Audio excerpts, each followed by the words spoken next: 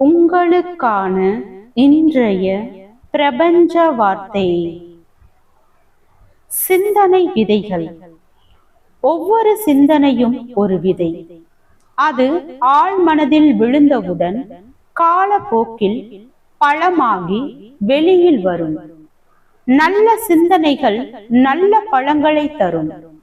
கெட்ட சிந்தனைகள் கெட்ட பழங்களை தரும்.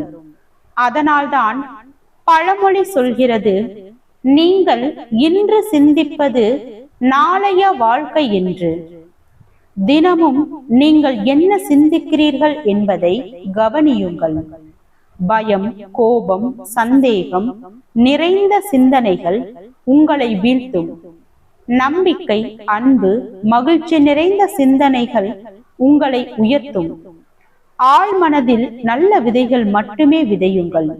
அது உங்கள் வாழ்க்கையை தோட்டமாக மலரச் செய்யும். வாழ்க வளமுடன்.